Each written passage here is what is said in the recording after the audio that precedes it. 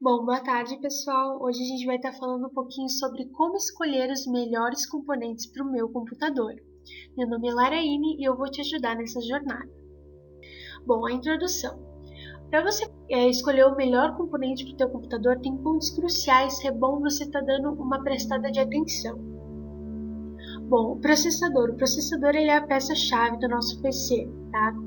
Assim, é importantíssimo você ter um processador de alta qualidade no teu PC. Por quê? Por que ele precisa ser de alta qualidade? Porque assim, você pode estar utilizando um processador que não é para o teu computador, por exemplo, para o teu PC, né, ou para o teu notebook, ele vai estar talvez até limitando a tua máquina. E não é isso que a gente quer, porque a nossa máquina ela precisa ser o que ela realmente é, que é poderosa, né? Então, o processador é uma parte muito importante na hora de você estar montando o teu computador. Saiba o tipo de uso desejado. Para que você tem que saber o tipo de uso desejado? Porque o processador ele vai estar impactando diretamente com o desempenho da máquina. Portanto, você sabendo o teu uso desejado, isso difere bastante na hora de compra, tá, gente? Evitando gastos excessivos. Você sabendo o teu uso desejado, você vai estar podendo deixar o teu computador com o teu processador trincando, né, zero bala, e sem limitá-lo e por um preço às vezes bem bom. Tá. Outra coisa que é muito importante você estar vendo também é a compatibilidade com o hardware. O que modifica essa compatibilidade com o hardware? Eu quero fazer um upgrade na minha CPU. Essa parte é bem interessante de você estar olhando, porque quero um processador de geração mais nova, de uma geração mais recente. Às vezes você tem uma placa-mãe que ela não vai estar sendo compatível com o teu processador, por exemplo. Talvez ela não vai estar encaixando fisicamente, ou o socket ali disponível não é o que ela precisa. Então, você sempre tem que estar tendo essa atenção com o teu hardware no processador e com os outros componentes também. Essa questão ali dos encaixes é fácil de você estar encontrando qual encaixe é o melhor para o teu processador. Por quê? Quando você compra uma placa-mãe de uma marca famosa, uma AMD da vida ou uma Nvidia, né? Você pode estar vendo no site da marca, você pode estar vendo no manual da tua placa-mãe. Então é bem facinho de você estar encontrando qual é o problema do teu processador não estar entrando, tá? É bem fácil. Bom, avalie o teu TDP. O que é o TDP? O TDP ele é energia térmica de designer, tá? Ele está relacionado totalmente à medida máxima de calor que o sistema de refrigeração do teu computador precisa dar conta, ou seja, cara, é ali que está o calor, então você precisa estar tendo uma atenção com o TDP muito grande, tá? Muito, muito, muito grande. A gente também tem ali a questão dos watts, né? Tipo assim, ó, ou seja, se o teu determinado chip, vamos botar assim um chip, ele tem um TDP de 95 watts. Isso significa que o mesmo libera aquela quantidade de energia em forma de calor, não é mesmo? Que precisa ser trocada com o ambiente de forma eficiente. Vocês estão prestando atenção de como a TDP ela é importante para você estar avaliando? É um quesito muito importante. Outra coisa que também é bem interessante de você estar avaliando, vamos dizer assim que o teu perfil seria estar montando uma máquina produtiva e focada no entretenimento. Ali eu já estaria jogando para ti talvez um processador com uma solução gráfica integrada, por exemplo, porque elas são muito interessantes para quem está procurando entretenimento e produtividade, tá? Por exemplo, esse investimento em placa de vídeo, por exemplo, ele é mais necessário para quem está utilizando games, por exemplo, para quem é gamer ou para um usuário mais exigente. Então, você pode estar procurando um chip gráfico se o teu usuário for, por exemplo, para produtividade e para entretenimento, para você não estar tendo que talvez gastar um valor a mais com a tua placa de vídeo, por exemplo. Outra coisa também que é bem interessante você estar vendo, que é o teu processador. Quanto mais recente, melhor ele vai ser. Por quê? Meu Deus, que tabu, como assim? Quanto mais recente, melhor? Quanto mais recente, melhor. Por que quanto mais recente, melhor? Porque você vai estar tendo um desempenho melhor do teu processador, tá? Um desempenho totalmente melhor. Porque vamos dizer assim, ó, entre um processador quad-core 2 GHz, lançado há 2 anos atrás, e um chip de 2020, também quad-core, mas de 1,8 GHz de velocidade, qual é o melhor modelo para você estar utilizando? Qual? O mais recente, porque ele é mais rápido. Apesar do clock ser menor, né, um chip de hardware atualizado tem ajuste de design e ganhos de eficiência, tá? Então, por isso que é sempre interessante você pegar o mais novo. Um chip de hardware atualizado tem ajustes de design, como eu já tinha falado, de eficiência, que permitem fazer mais coisas que a opção antiga talvez teria limitado, né? É uma coisa bem interessante de você estar vendo, porque vai estar totalmente ligado a tua, com a tua definição, né? Quanto melhor, melhor, né? Quanto mais novo, melhor, então assim, um suporte a overclock também é interessante você estar vendo. O overclock, ele é um cenário que o usuário altera as configurações internas, né, do processador para atingir a velocidade superior. A prática tem alguns riscos, na verdade vários riscos, tá? E ela pode estar encurtando a vida útil do teu chip, além de exigir uma refrigeração mais robusta. Por isso que é importante o teu processador ter suporte ao overclock, tá? Muito, muito, muito importante. Bom, agora a gente vai estar passando para placa de vídeo. Placa de vídeo. Primeira coisa, placa de vídeo. A tua placa de vídeo, ela é compatível? Porque assim, não adianta você estar comprando a melhor placa de vídeo do teu mercado, tá? Gastar uma fortuna nela e perceber que ela não dá para ser instalada no teu PC, tá? As placas elas são conectadas diretamente à placa-mãe, como todo mundo aqui já sabe, né, do teu computador. Por isso é preciso saber quais conectores estão disponíveis nos componentes, tá? Isso também é bem interessante. A potência. Neste ponto, há alguns dados que precisam ser analisados, tá, gente? O primeiro deles é a GPU, também conhecida como unidade de processamentos gráficos. Quanto mais resultado aqui, melhor será o desempenho da tua placa, tá? Para processar imagens gráficas, atualizá-las na tela.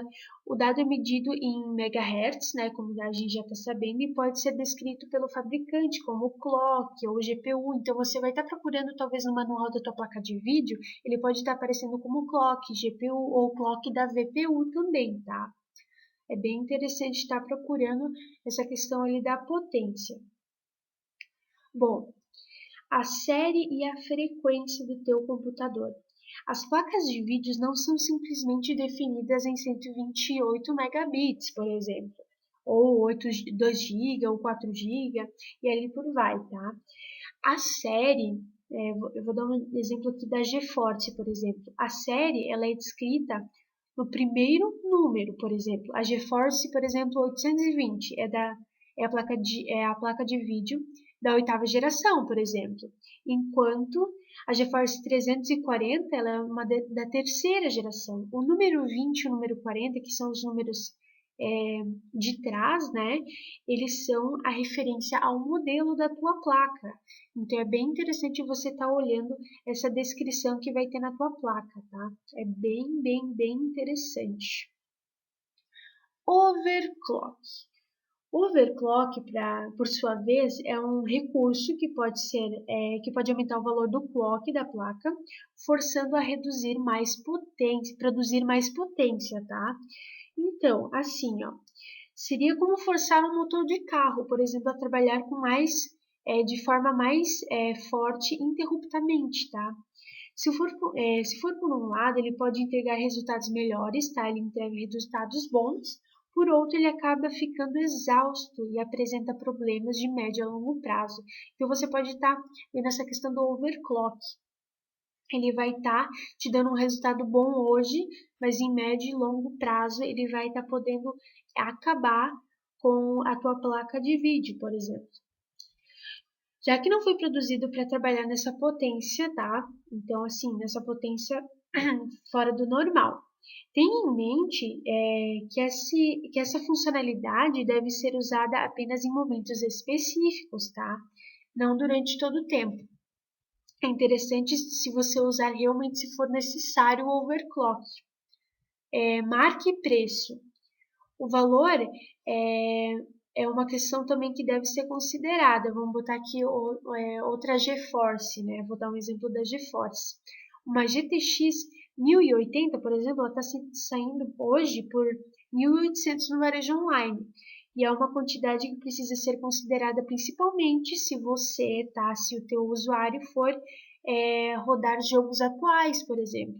Dependendo do jogo que você está utilizando, né?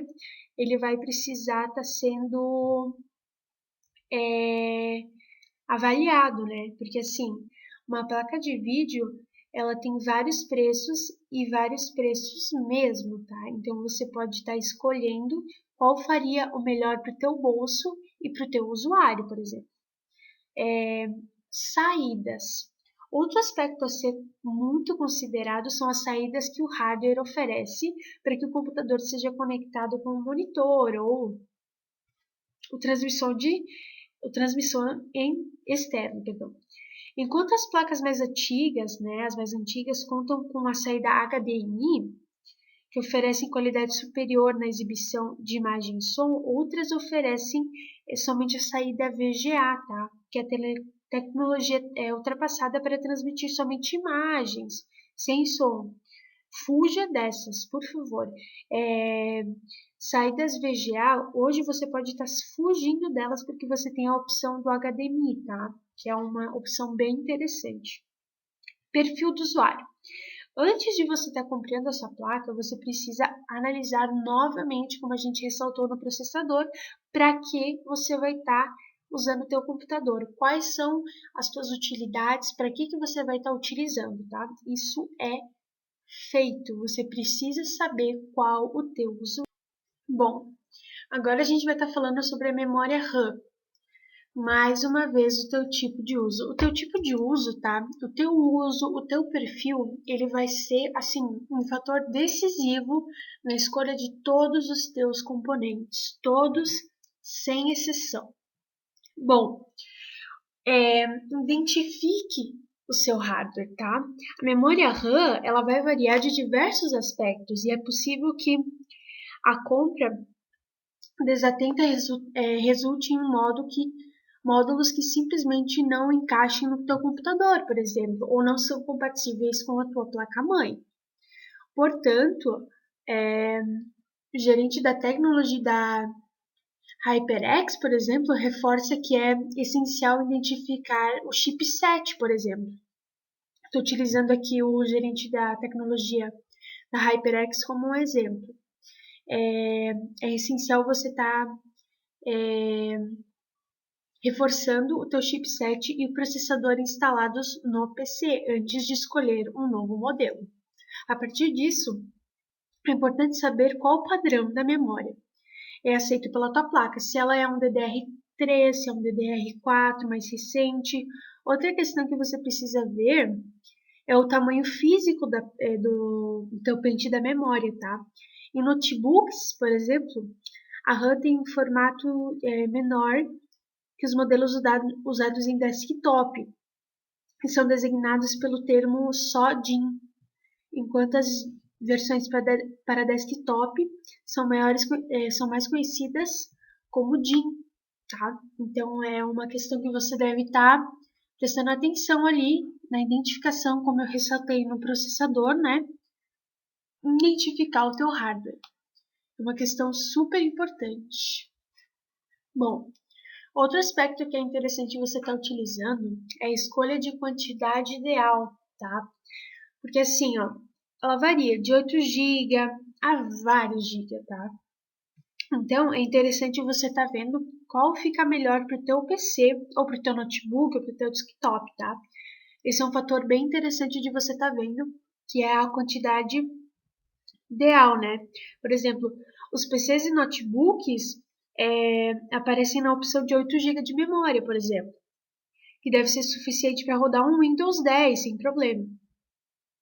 E até mesmo softwares profissionais e mais exigentes. Ou seja, essa ideia é ter uma máquina voltada para a produtividade, como eu falei antes, vale começar pelo 8 GB, por exemplo. Não que não tenha gigas abaixo do 8, tem vários gigas abaixo do 8, né? Então, assim, outra coisa que é interessante você estar olhando, um ou dois módulos, tá? Por que é interessante você estar olhando um ou dois módulos? O pente da tua memória RAM, ele pode ser adquirido aos pares ou separadamente, né? A recomendação é buscar sempre instalar memória aos pares, com a unidade idêntica.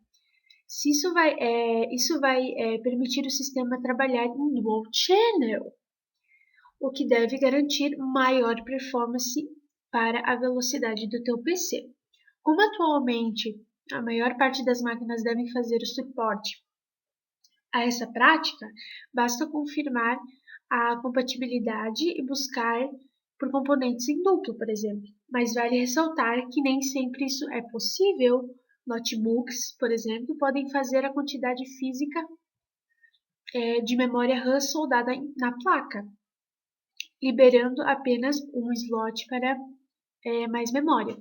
Se você já tem uma memória instalada ou deseja apenas gastar o suficiente para mais um pente, a dica é buscar o par ideal. Neste caso, detalhes como especificações, marca e modelo de pente são importantes, tá?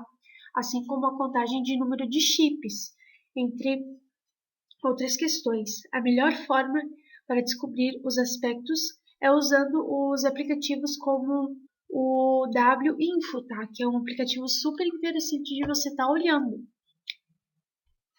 Bom, agora a gente vai estar falando sobre Dual Channel ou Quad Channel.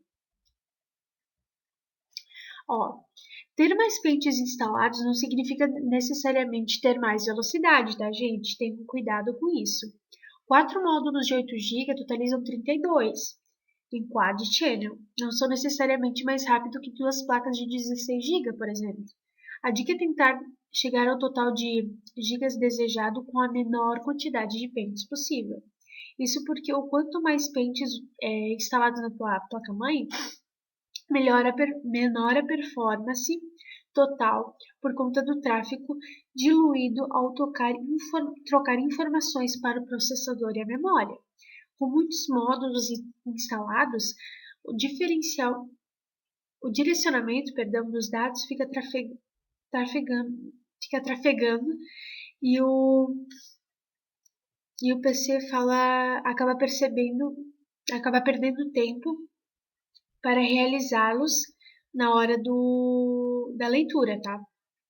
Então, assim, o Dual Channel e o Quad Channel, é bom você estar olhando essa questão, porque muitas pessoas se enganam ao achar que quanto mais pentes você tiver, mais memória você vai ter. Isso não é necessariamente correto. Então é bom você estar dando uma olhadinha. Atenção às frequências, tá? Outros aspectos importantes na escolha de uma RAM ideal é a frequência da compatibilidade com o computador. Caso o sistema tenha um suporte a uma velocidade menor que é oferecida pelos novos pentes de memória, o desempenho não vai ser correspondido. Por exemplo, um par de placas 16 GB no padrão DDR4, a velocidade de 3.200 MHz, não vão chegar ao máximo se utilizadas em um PC equipado com processador que reconhece 2.667 MHz, apesar de ter suporte do DDR4, né?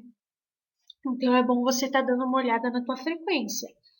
porque nem sempre ela vai ser compatível com o teu PC, ou com o teu computador, ou com o teu desktop, tá? Bom, agora a gente vai estar falando um pouquinho sobre o HD. Bom, a gente vai estar tendo que ver a capacidade, tá? A dica aqui é quanto maior, melhor, tá, minha gente?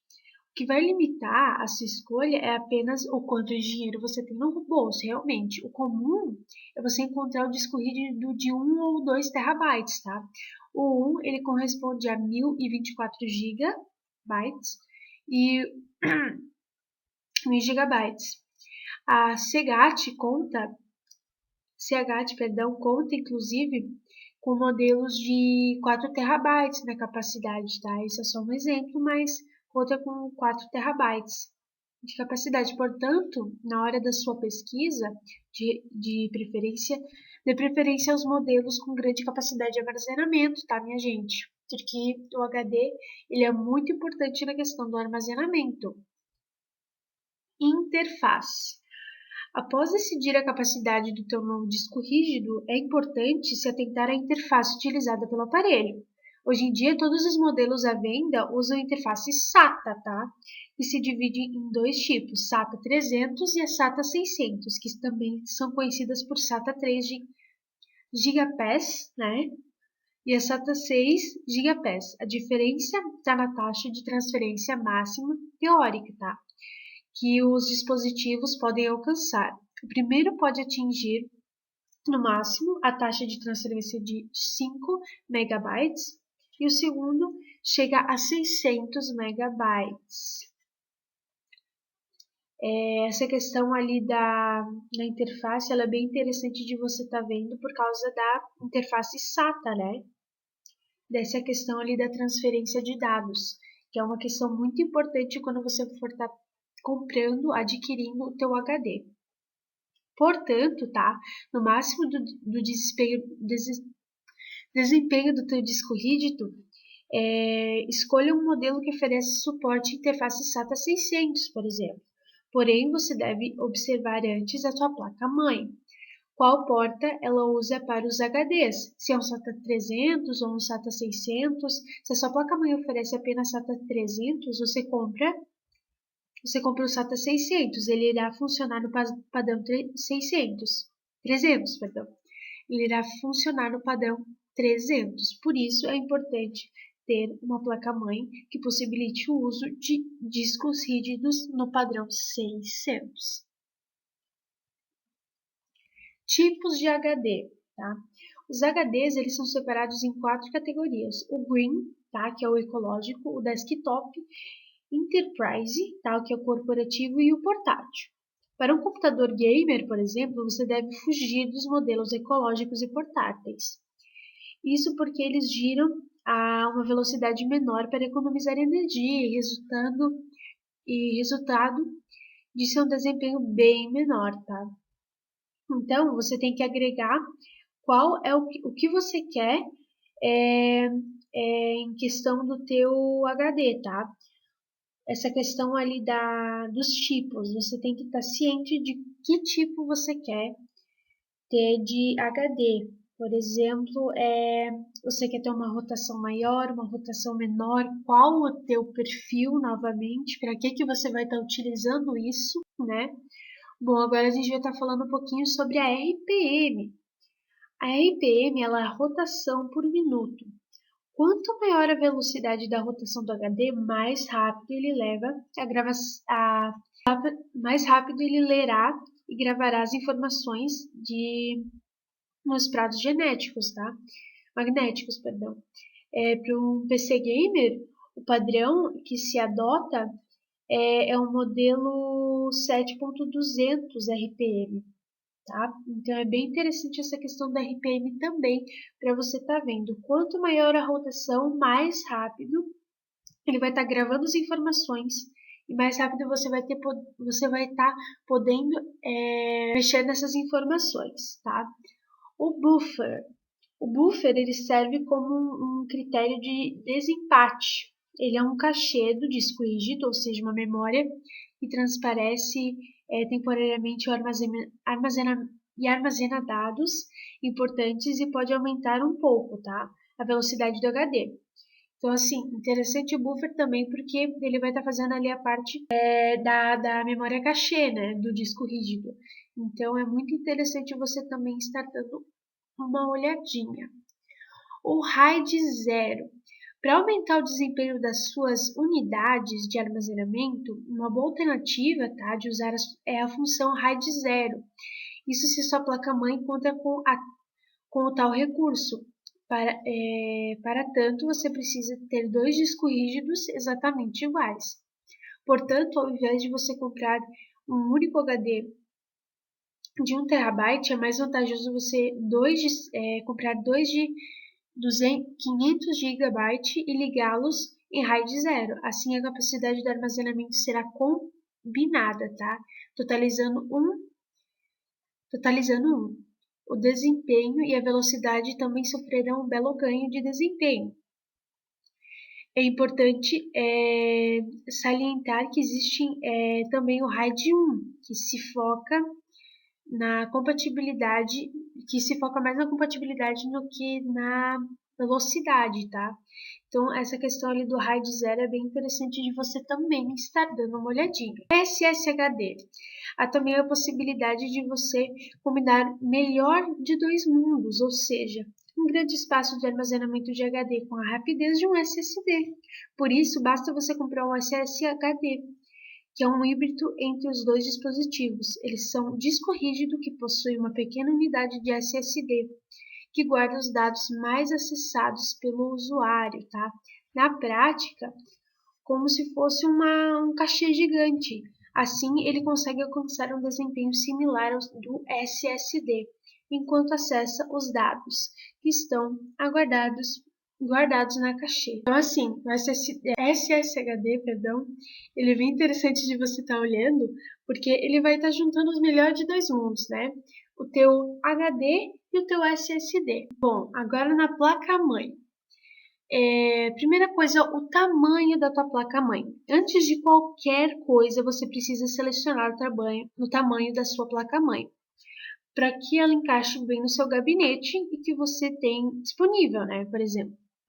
Felizmente, os fabricantes aderem a determinados padrões de tamanho, tá? Que facilita bastante a tua escolha.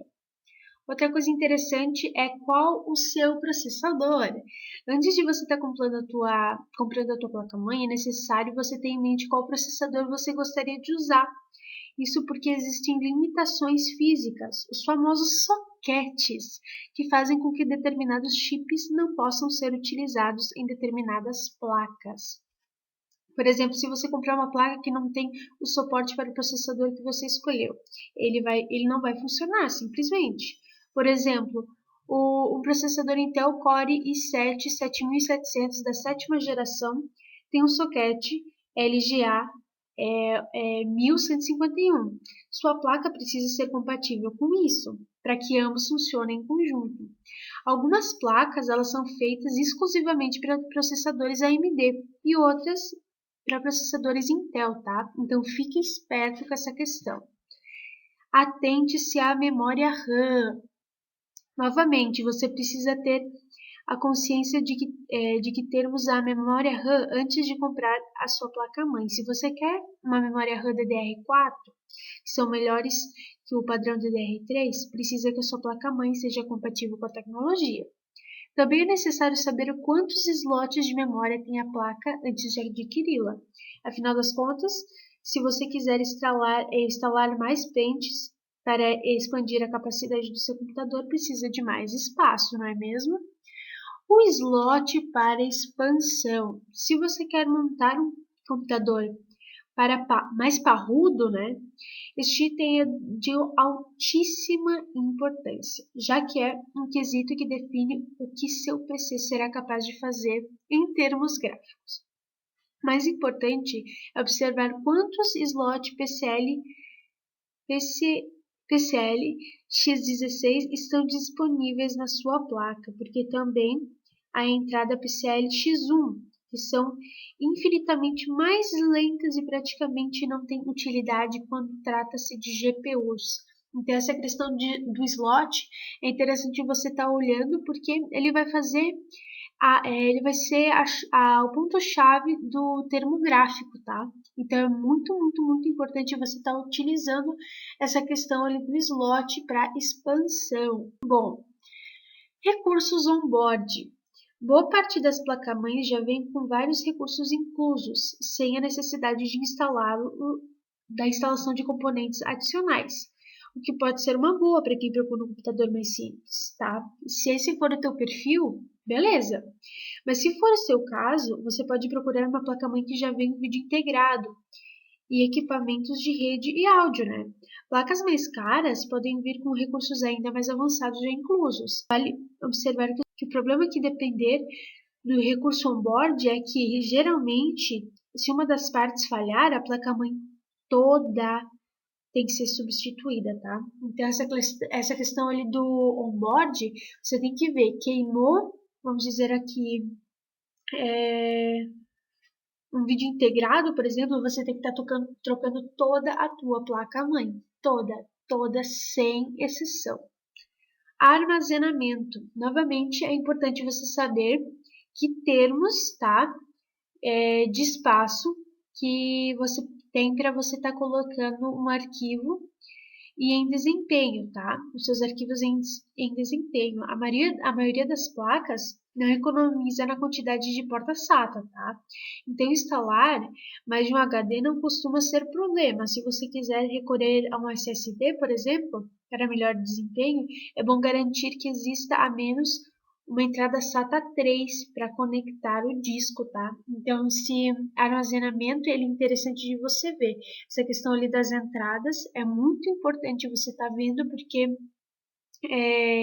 tem a questão do SSD, né, ou do HD ali no caso. Bom, agora a gente vai estar falando um pouquinho de fonte, tá?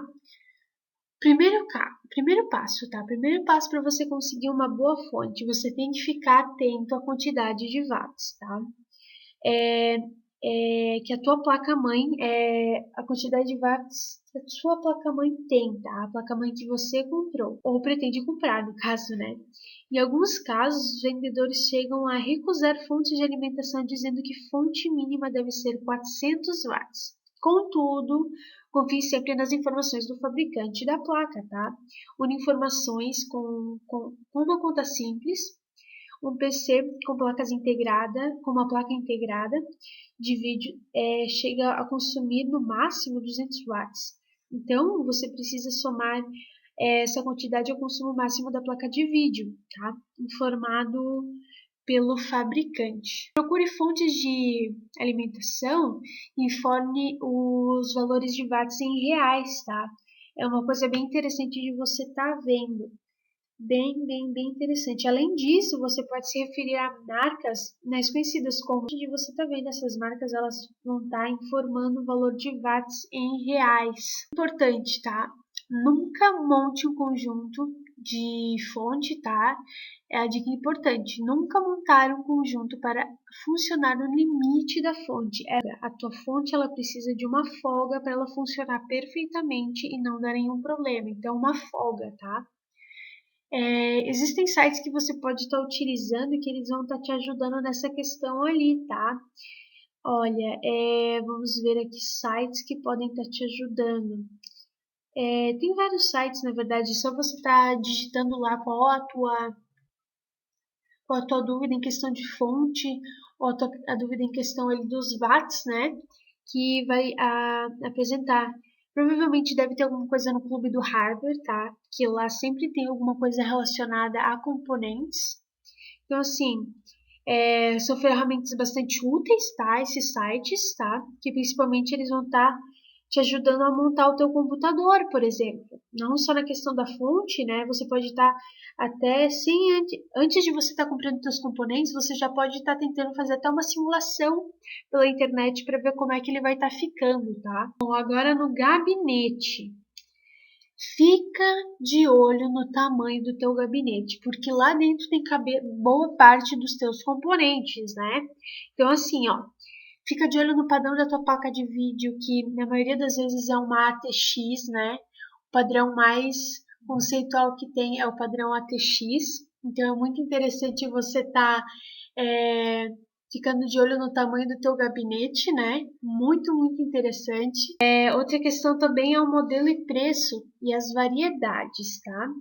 Assim, marcas diversas a gente tem de gabinete, com vários preços, com vários modelos, tá? Então, assim, vai do teu gosto, vai de quanto você tem dinheiro para gastar e vai de como você vai estar querendo, né? Por exemplo, para montar o meu PC, eu utilizei um gabinete com uma lateral de vidro que dava para você estar vendo os teus componentes de dentro. Foi uma coisa pessoal porque eu achei super lindo. Então, assim, vai do que você gostar. Questão de diversos detalhes, tá? Você pode estar vendo, né? Como eu acabei de falar, tem diversos detalhes no teu gabinete. Então, assim, ó, tem gente que pega, sei lá, faces de alienígena, de dinossauro, LED, tem gente que compra com neon, entre N outros, né? N outros. Bom, eu vou estar falando agora um pouquinho sobre os teclados. Bom, aqui a gente tem dois pontos cruciais. O tipo de teclado. O tipo de teclado que você vai querer, tá? Essa parte aqui é simples, digamos de passagem. O tipo de teclado, então assim, a gente tem N tipos de teclado para você estar fazendo o uso. E aí tem as diferenças de layout e modelo, né? Que também vai estar sendo do teu gosto, de qual vai ser a adaptação do teu computador. Aí você vai ter que estar parando para olhar as entradas, se você vai estar querendo um teclado com fio, um teclado sem fio. Então, assim, isso vai do teu olhar, do que você quer, de qual vai se adaptar melhor ao teu PC. A gente vai estar continuando na questão do mouse. O mouse, tá? Uma coisa muito interessante de você estar vendo no mouse é a resolução, a sensibilidade do mouse, tá? Então, assim, ó, se você já comprou um mouse gamer, se você já procurou um mouse gamer para comprar e percebeu que uma das informações de destaque ele é o DPIS, tá? Que é o dots per inch, que é os pontos de polegar, ou seja, quantos pontos o mouse identifica cada polegar percorrido, tá? Então, assim, como posso estar falando para vocês? O mouse é outra questão. Vai de qual é a tua pegada, tá? Na questão ali da tua mão. Se você quer um mouse com LED, talvez, tá? Como ali no nosso segundo quesito vai ter o formato e a ergonomia, tá? Do mouse de acordo com a tua pegada. Então é muito de acordo com o teu estilo, de acordo com o que tu se ajeita com a tua mão. Ilustração RGBD, para maior imersão, tá? É uma questão interessante você também tá vendo, tá? Porque é a questão de você estar olhando essa questão do RGB, né? RGB, pela quantidade de botões, tá? Então, assim, mouse gamer, ela vai ter mouse gamer, ela vai ter um visual bem diferente dos modelos regulares. Então, assim, vai do teu gosto. Aí tem mouse com conexão USB ou wireless, alguns pontos que podem causar problema nos jogos, né? Que a gente sempre sabe que tem seus prós e contras. É assim, como escolher o melhor mouse gamer para você? Com, com bom custo-benefício, tá? Então, isso é uma questão bem focada para quem quer, talvez, tá tentando montar um PC gamer, né? Que é uma coisa mais pesada, tá? É um material mais diferenciado, diga-se de passagem. Bom, no monitor a gente vai estar avaliando primeiramente o tamanho da tela, tá? O tamanho do display de um monitor talvez seja um aspecto mais fácil de explicar, tá? Porém, exatamente por isso, talvez seja o que geralmente que gera mais confusão, tá? Está muito enganado aquele que pensa quanto maior, melhor. Você por acaso já tentou usar uma televisão de 32 ou 40 ou mais polegadas com um monitor de usar como monitor e não usar o normal? É simplesmente muito desconfortável, tá? Sim, é bem complicada essa questão ali do tamanho, tá? Então é uma questão bem importante de você estar olhando, Depende do espaço onde você vai estar colocando o teu monitor, depende para qual vai ser a tua necessidade, tá? E também depende assim, ó, telas muito grandes exigem que o seu rosto precise ficar mexendo muito, tá? Para você estar variando de tela, tipo assim, isso incomoda muito. Pelo menos para mim incomoda muito. Outra questão também é a resolução, tá? A resolução de um monitor determina a proporção de pixels na vertical e na horizontal. Trata-se daquela característica, sabe, que é batizada como algumas siglas, tais como HD, Full HD ou QHD, também usamos aquelas outras nomenclaturas tipo 720p, 1080p, 4K, 8K e assim por diante, tá? A resolução é a questão de pixels, né? Então, também é um quesito muito, muito, muito importante de você estar olhando. Outra coisa, taxa de atualização. A tua taxa de atualização, ela informa o número de vezes por segundo que o display atualiza a sua imagem, tá? Em medida, tá?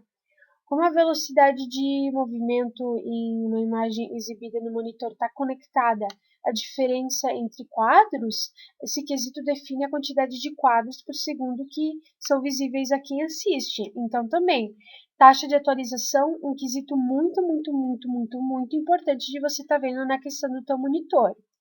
Outra coisa legal de também estar se olhando é o brilho. Outra coisa que também é legal de estar se olhando é o Gigasides e o FreeSides, né? Que é o FreeSides e o Gigasides, eles são as principais tecnologias de sincronização de imagem, tá? Eles atualizam a comunicação entre placa de vídeo e o monitor para evitar o descompasso da reprodução da imagem, tá? Que sai do PC e vai para o monitor, por exemplo. A Gigasides, ela é uma tecnologia NVIDIA, tá? Para operar em PCs que têm placa de vídeo com marca enquanto a FreeSign, perdão, é uma tecnologia da AMD. Então, assim, ó, são tecnologias muito boas, tá? Que vale a pena você estar dando uma olhadinha. Brilho e contraste. O brilho, tá? Nem sempre ele é considerado um fator importante, tá? Porém, se você quer um melhor produto, você deve estar atento a todos os detalhes, todos. Os valores dos brilhos são definidos em uma medida, tá? Que é a candela por metro quadrado, e como de costume, quanto maior o valor, melhor é o nível de brilho. Então, isso depende também do teu gosto, né? Depende de como você está querendo montar o teu PC. Vamos ver outra coisa também, tempo de resposta. O tempo de resposta de um monitor indica o intervalo necessário para um pixel ativo, né, que é o pixel preto, ficar inativo, que é o branco, e voltar a ser ativo novamente, que é o preto. Uma forma simples de entender isso é apenas pensar no intervalo de um obturador, de uma câmera. Leva para se abrir e fechar totalmente, né? Então, assim, o tempo de resposta também é uma coisa bem interessante de você estar vendo. Vale notar que muitos fabricantes indicam que seus produtos não têm tempo de um pixel leva a aparecer ativo e desativo, mas sim o quanto um display demora para mudar de cor, em escala de cinza, por exemplo. Como demora menos tempo para isso ocorrer, algumas companhias apostam neste valor como forma de atrair mais consumidores, o que é só vantajoso para o lado lucrativo com isso, tá? Então prestem atenção no tempo de resposta do teu monitor. Tem que ter uma atenção bem grande. Conectores. O tipo de conexão do teu monitor é outro aspecto importante a ser analisado. Os modelos mais atuais costumam vir com saídas HDMI, DVI e DisplayPort, tá? Contudo, ainda há modelos que também possuem a saída VGA, que a gente já comentou e eu já falei que é uma saída que você deve correr dessa saída. É importante você notar que o máximo de alta definição só pode ser obtido através de um monitor como a gente já tinha conversado, com a conexão HDMI, né, ou DisplayPort também. Contudo, se o seu PC deve ter uma saída compatível, tá? Para quem vai usar um monitor para jogos ou um monitor para trabalho. É importante verificar se essas duas saídas estão disponíveis no modelo pretendido, tá? Bem importante também tá tu olhando os teus conectores. Formato. Formato widescreen, com certeza é o mais utilizado, né? Geralmente, atende às necessidades de quase todos os usuários. O padrão mais comum é o 16:9, sendo este o mais possibilita exibir resolução Full HD, tá? E maiores distorção de conteúdo. Então, formato também vai do teu querer, né? Vai de como você está pensando em fazer em qual monitor você está pensando. Eu acho que, assim, ó, o monitor que eu usei para o meu computador, ele era um monitor mais simples, mas, assim, foi mais simples porque eu quis. Então, ele era pretinho básico, sabe? Ele não era uma coisa, sei lá, com LEDs, por exemplo. Eu peguei um monitor bem simples, mas eu achei que ficou bem legal. Passando para caixa de som. Caixa de som, uma coisa muito importante e uma coisa que a gente usa diariamente. Ó, a gente tem aqui as caixas de som 2.0 e as caixas 2.1. Antes de você estar comprando a tua caixa de som para PC, você precisa definir qual sistema de áudio mais se adequa às suas necessidades, tá? É que entre vários tipos de reprodutores de áudio, pelo menos dois são mais comuns para o uso doméstico e apresentam relação entre custo e benefício, tá? Que é o 2.0 e o 2.1. Esses valores se referem à quantidade de canais de áudio, o que acaba determinando o nível de fidelidade de emissão de som, ou seja, a qualidade que se ouve vai ser maior ou menor. Para que você decida qual é o ideal para você, saiba qual o número que vem antes do ponto. Nos exemplos acima é o 2, por exemplo, significa que o aparelho possui dois canais comuns de áudio. Já, já os algoritmos localizados ao lado direito, depois do ponto, no caso o 0 e 1, no caso aqui, né, tem a ver com a quantidade de subwoofers. Perdão, não sei falar essa pronúncia direitinho. Subwoofers é uma caixa que reproduz a frequência mais grave, tá? Então é bem interessante você estar olhando, né? Bem interessante essa questão ali da caixas 2.0 ou 2.1, né? Temas de som. Assim, ó, qual é a sua expectativa quando o assunto é qualidade de som, tá? Isso é fundamental para a tua escolha. Caso você queira um som mais nítido, uma potência mais elevada, um melhor balanço entre graves e agudos, um sistema 2.1 que a gente conversou antes lá em cima pode ser mais adequado.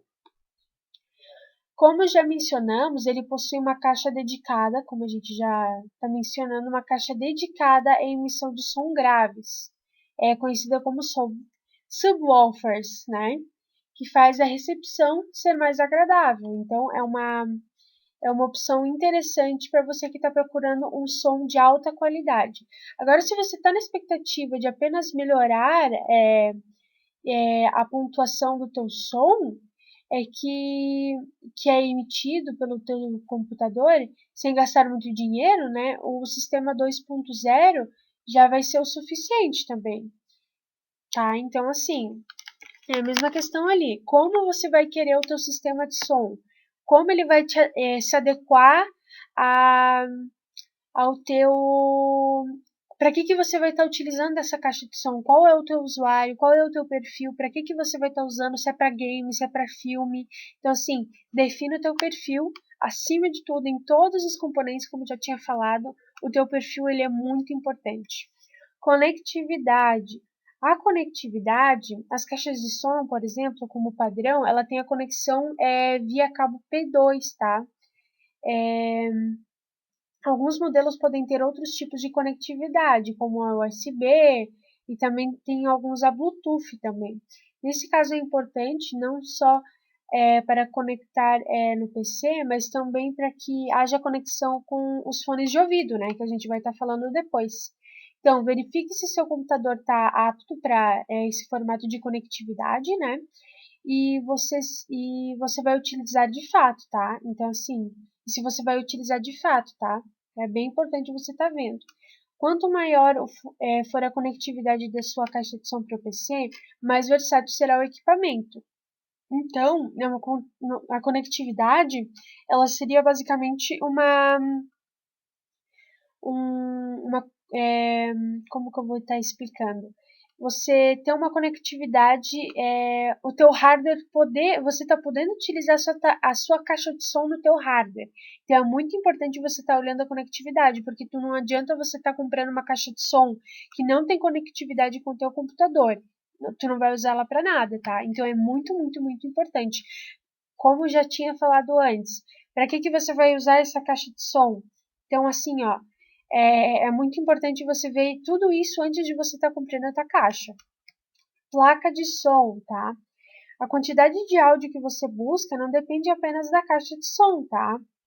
Então, assim, outros fatores têm importância neste caso, como assim a placa de som do seu computador, por exemplo.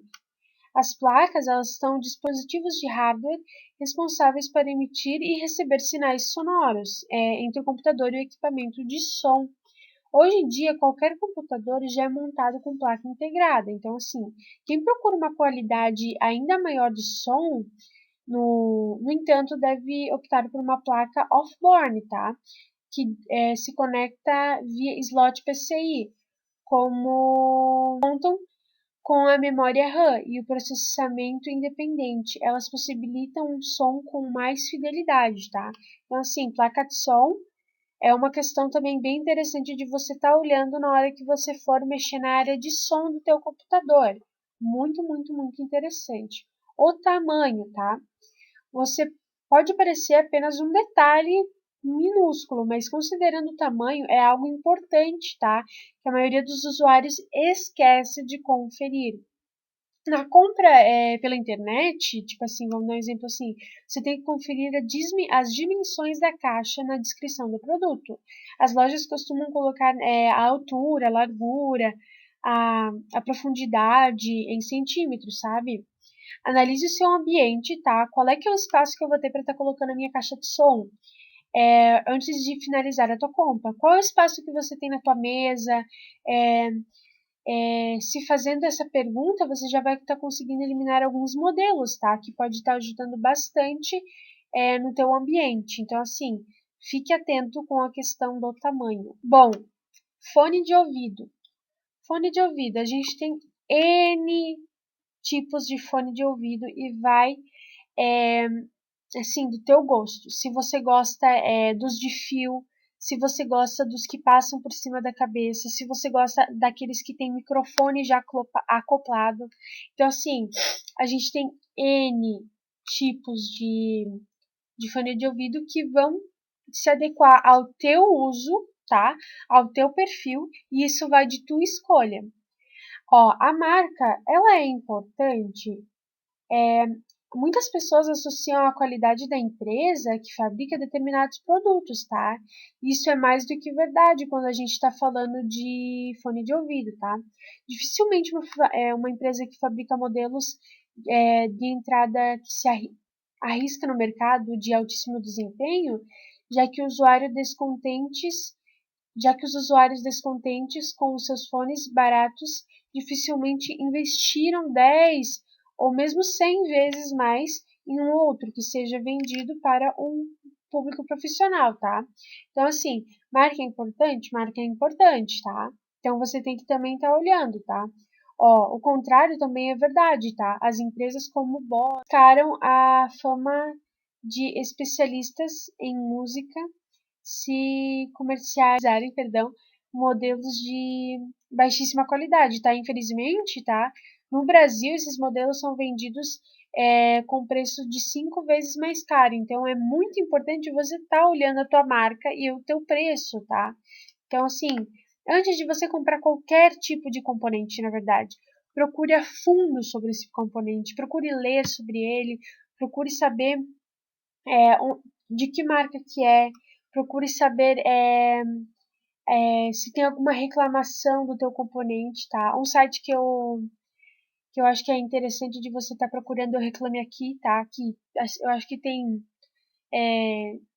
reclamações de tudo que é tipo de coisa, desde coisas falando sobre hardware, software, então é bem interessante de você estar olhando também. Informações técnicas, tá? As informações técnicas é uma coisa bem importante também de você estar olhando. Quase todos os modelos, eles estão trazendo informações de alguma parte na sua embalagem, tá? Mas é realmente pouco intuitivo a gente estimular a, a qualidade do fone de ouvido usando esses dados como base. Então, assim, cada uma delas eu estaria falando um pouquinho aqui sobre palavras que é bom você estar dando uma olhadinha. Driver, tá?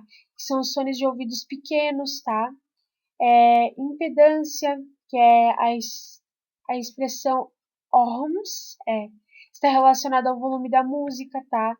A resposta de frequência barra sensibilidade, que é o ouvido humano, ele é capaz de detectar a frequência de 20 GHz.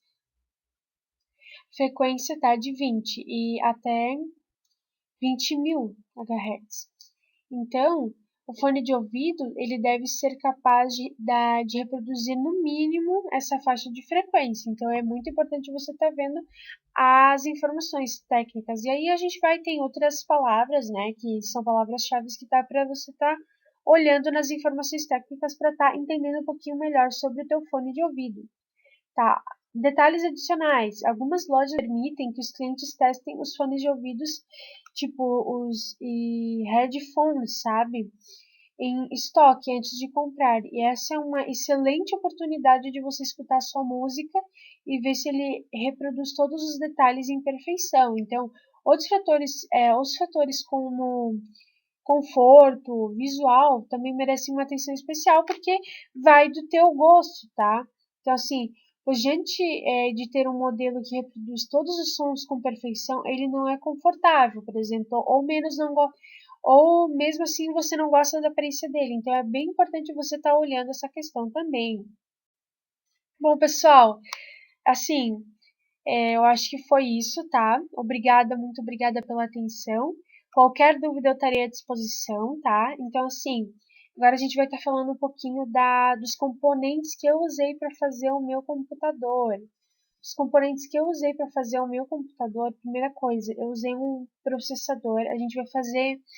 Eu fiz um computador da Intel. No computador da Intel, eu acabei utilizando um Intel Pentium G4560 porque assim, pessoal, o meu orçamento foi isso, né?